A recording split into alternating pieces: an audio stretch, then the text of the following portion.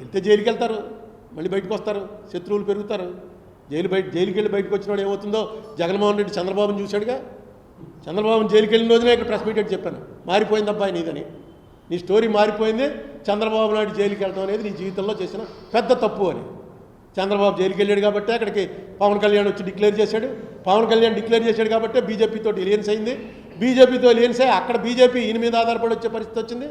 ఇక్కడ చరిత్రలో ఎన్ని లేనని సీట్లు వచ్చాయి, ఎప్పుడు చూడని సీట్లు వచ్చాయి. ఒక్క తప్పు, నిజానికి చంద్రబాబు నాయుడు గారిని ఆ కేసులో నాకు తెలుసున్న నాలెడ్జ్ ప్రకారం ఆయన్ని జైలుకి పంపేటువంటింత లేవు ఛార్జెస్. ఎందుకంటే మనీ ట్రైల్లో ఆయన దాకా డబ్బు వచ్చింది అని అక్కడ చూపించేది లేదు.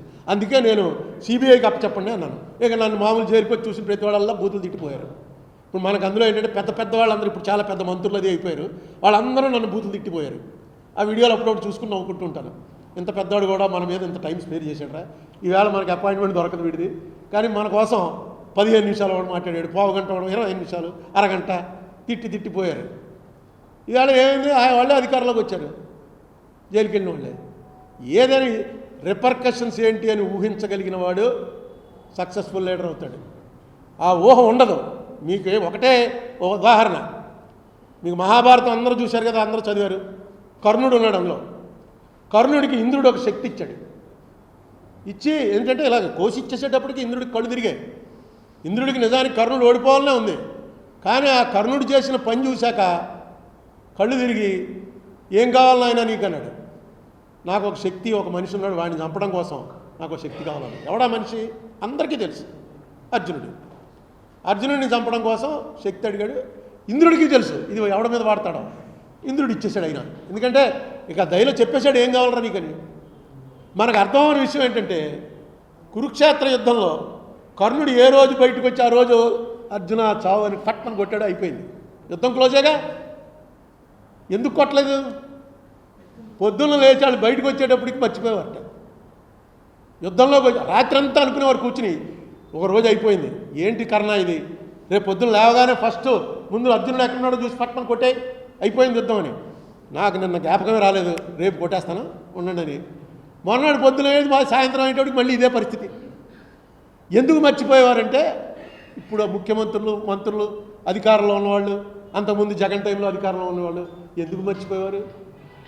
కాలమహిమ, మనం మళ్ళీ సెకండ్ అయిపోతాంరా, మనం మళ్ళీ అపోజిషన్లోకి వెళ్ళిపోతాం, వాళ్ళు రూలింగ్కి వస్తారు, ఇదంతా జరుగుతూ వచ్చింది, వాళ్ళు రూలింగ్కి వస్తారు, ఇదంతా జరుగుతూ వచ్చింది అనేది ప్రతి ఒక్కడికి తెలుసు. కానీ పనులు చేస్తున్నప్పుడు అది జ్ఞాపకం రాదు, రాకుండా వెనక్కిపోతూ ఉంటుంది. ఇదే జరుగుతుంది. నేను మొత్తం అందరు రాజకీయాల్లోకి వచ్చే వాళ్ళందరినీ ఒకటే కోరుతాను, మహాభారతం చదవండి. మొత్తం ఇప్పుడు రాజకీయం అంతా అప్పుడు ఉంది. నేను కూడా చదవాలా, నేను కూడా వీళ్ళు పాండవులు కౌరవులు కురుక్షేత్రం క్లోజ్ అయిపోవడంతో అయిపోయింది అనుకుంటాం. తర్వాతే ఉంది అసలు కథ అంతా. ఆ తర్వాతే అన్నీ రాసుకుని వచ్చారు, ఎలా ఎప్పుడెప్పుడు ఏమేం జరిగింది, ఎందుకు అలా జరిగింది మొత్తం రాసుకుంటూ వచ్చారు. ఒకసారి ఎప్పుడైనా భారతం టైం ఉంటే చదవండి. నేను ముసలాన్ని అయిపోయాక మొదలెట్టాను అనుకోండి, చాలా ఇంట్రెస్టింగ్. ఈవేళ జరుగుతున్నది కూడా సేమ్ అదే. నేను చంద్రబాబు నాయుడు గారిని రిక్వెస్ట్ చేసేది, ఎందుకంటే నేను నా బయోగ్రఫీ, ఆటోబయోగ్రఫీ రాసుకుంటున్నాను, ఉత్తరే నా కోసం అనుకోండి. ఆ రాసుకున్న దాంట్లో చంద్రబాబు నాయుడు గారికి దాదాపుగా 30-40 పేజీలు రాస్తాను. ఆయన పర్సనల్గా కూడా కలిశాను కాబట్టి, అందుకే రామోజీరావు గారిని కలుద్దామని ప్రయత్నించి విఫలమయ్యాను. పర్సనల్గా కలిశాను కాబట్టి రాస్తాను. రాసే దాంట్లో నేను ఆరోపణలు చేయగలను, కానీ మీరు తప్పు చేశారని దానికి ఆధారం ఇది అనడానికి ఆధారం లేదు. ఇందులో మాత్రం దొరికారు. ఇది ఎందుకు తప్పు చేశారో ఇలాంటి తప్పులు ఇంక రిపీట్ అవనివ్వకండి.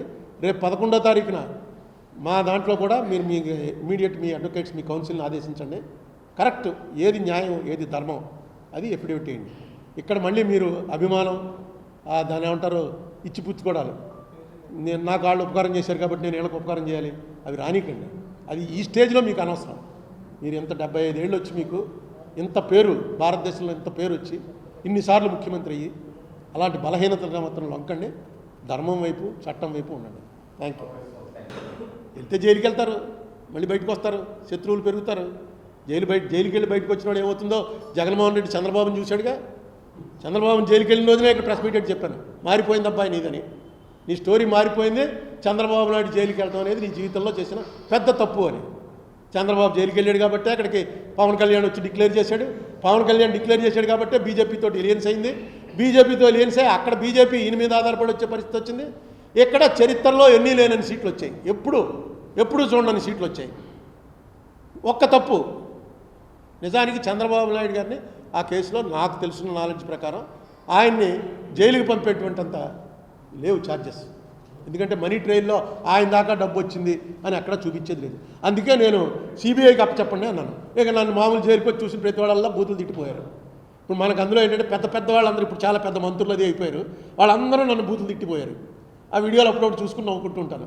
ఇంత పెద్దవాడు కూడా మన మీద ఇంత టైం స్పేర్ చేశాడరా, ఈవేళ మనకి అపాయింట్మెంట్ దొరకదు వీడిది, కానీ మన కోసం 15 నిమిషాలు వాడు మాట్లాడాడు, పావు గంట వాడు 25 నిమిషాలు, అరగంట తిట్టిపోయారు. ఈవేళ ఏమైంది, వాళ్ళే అధికారంలోకి వచ్చారు, జైలుకి వెళ్ళిన వాళ్ళే. ఏదని రిపర్కషన్స్ ఏంటి అని ఊహించగలిగిన వాడు సక్సెస్ఫుల్ లీడర్ అవుతాడు. ఆ ఊహ ఉండదు.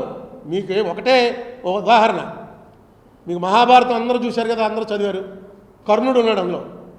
కర్ణుడికి ఇంద్రుడు ఒక శక్తి ఇచ్చాడు. ఇచ్చి ఏంటంటే ఇలాగ కోసి ఇచ్చేసేటప్పటికి ఇంద్రుడికి కళ్ళు తిరిగాయి. ఇంద్రుడికి నిజానికి కర్ణుడు ఓడిపోవాలనే ఉంది, కానీ ఆ కర్ణుడు చేసిన పని చూశాక కళ్ళు తిరిగి ఏం కావాలని ఆయన నీకు అన్నాడు. నాకు ఒక శక్తి, ఒక మనిషి ఉన్నాడు, వాడిని చంపడం కోసం నాకు ఒక శక్తి కావాలని. ఎవడా మనిషి అందరికీ తెలుసు, అర్జునుడు. అర్జునుడిని చంపడం కోసం శక్తి అడిగాడు. ఇంద్రుడికి తెలుసు ఇది ఎవడ మీద వాడతాడో. ఇంద్రుడు ఇచ్చేసాడు ఆయన, ఎందుకంటే ఇక దయలో చెప్పేశాడు ఏం కావాలరా నీకని. మనకు అర్థమైన విషయం ఏంటంటే కురుక్షేత్ర యుద్ధంలో కర్ణుడు ఏ రోజు బయటకు వచ్చి ఆ రోజు అర్జున చావు అని పట్టణం కొట్టాడు, అయిపోయింది. యుద్ధం క్లోజేగా. ఎందుకు కొట్టలేదు? పొద్దున్న లేచాడు, బయటకు వచ్చేటప్పటికి మర్చిపోయేవారట. యుద్ధంలో రాత్రి అంతా అనుకునేవారు కూర్చుని, ఒక రోజు అయిపోయింది. ఏంటి కర్ణ ఇది, రేపు పొద్దున్న లేవగానే ఫస్ట్ ముందు అర్జునుడు ఎక్కడున్నాడో చూసి పట్టణం కొట్టే అయిపోయింది యుద్ధం అని. నాకు నిన్న జ్ఞాపకమే రాలేదు, రేపు కొట్టేస్తాను ఉండండి అని. మొన్నటి పొద్దున సాయంత్రం అయ్యేటప్పటికి మళ్ళీ ఇదే పరిస్థితి. ఎందుకు మర్చిపోయేవారంటే ఇప్పుడు ముఖ్యమంత్రులు, మంత్రులు, అధికారంలో ఉన్నవాళ్ళు, అంతకుముందు జగన్ టైంలో అధికారంలో ఉన్నవాళ్ళు ఎందుకు మర్చిపోయేవారు? కాలమహిమ, మనం మళ్ళీ సెకండ్ అయిపోతాంరా, మనం మళ్ళీ అపోజిషన్లోకి వెళ్ళిపోతాం, వాళ్ళు రూలింగ్కి వస్తారు, ఇదంతా జరుగుతూ వచ్చింది, వాళ్ళు రూలింగ్కి వస్తారు, ఇదంతా జరుగుతూ వచ్చింది అనేది ప్రతి ఒక్కడికి తెలుసు. కానీ పనులు చేస్తున్నప్పుడు అది జ్ఞాపకం రాదు, రాకుండా వెనక్కిపోతూ ఉంటుంది. ఇదే జరుగుతుంది. నేను మొత్తం అందరు రాజకీయాల్లోకి వచ్చే వాళ్ళందరినీ ఒకటే కోరుతాను, మహాభారతం చదవండి. మొత్తం ఇప్పుడు రాజకీయం అంతా అప్పుడు ఉంది. నేను కూడా చదవాలా.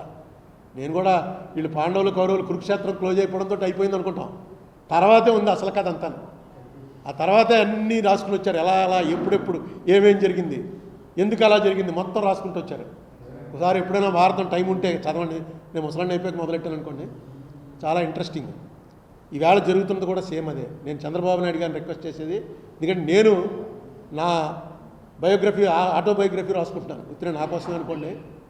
ఆ రాసుకున్న దాంట్లో చంద్రబాబు నాయుడు గారికి దాదాపుగా 30-40 పేజీలు రాస్తాను. ఆయన పర్సనల్గా కూడా కలిశాను కాబట్టి. అందుకే రామోజీరావుని కలుద్దామని ప్రయత్నించి విఫలమయ్యాను. పర్సనల్గా కలిశాను కాబట్టి రాస్తాను. రాసే దాంట్లో నేను ఆరోపణలు చేయగలను, కానీ మీరు తప్పు చేశారని దానికి ఆధారం ఇది అనడానికి ఆధారం లేదు. ఇందులో మాత్రం దొరికారు. ఇది ఎందుకు తప్పు చేశారో ఇలాంటి తప్పులు ఇంక రిపీట్ అవనివ్వకండి. రేపు 11వ తారీఖున మా దాంట్లో కూడా మీరు మీ ఇమీడియట్ మీ అడ్వకేట్స్, మీ కౌన్సిల్ని ఆదేశించండి. కరెక్ట్, ఏది న్యాయం, ఏది ధర్మం, అది ఎఫిడవిట్ చేయండి. ఇక్కడ మళ్ళీ మీరు అభిమానం, దాని ఏమంటారు, ఇచ్చిపుచ్చుకోవడాలు, నేను నాకు వాళ్ళు ఉపకారం చేశారు కాబట్టి నేను వీళ్ళకి ఉపకారం చేయాలి, అవి రానికండి. అది ఈ స్టేజ్లో మీకు అనవసరం. మీరు ఇంత 75 ఏళ్ళు వచ్చి మీకు ఇంత పేరు, భారతదేశంలో ఇంత పేరు వచ్చి ఇన్నిసార్లు ముఖ్యమంత్రి అయ్యి అలాంటి బలహీనతగా మాత్రం లొంకండి. ధర్మం వైపు, చట్టం వైపు ఉండండి. Thank you.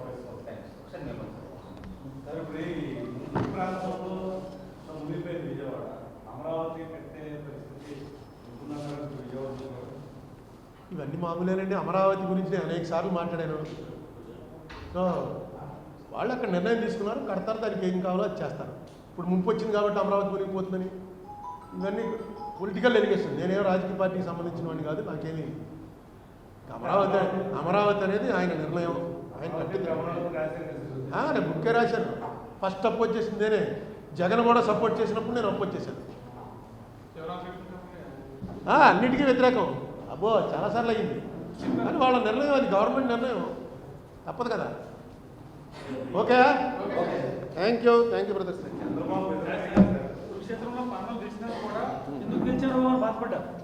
మామూలుగా 100 పేజీలు చంద్రబాబు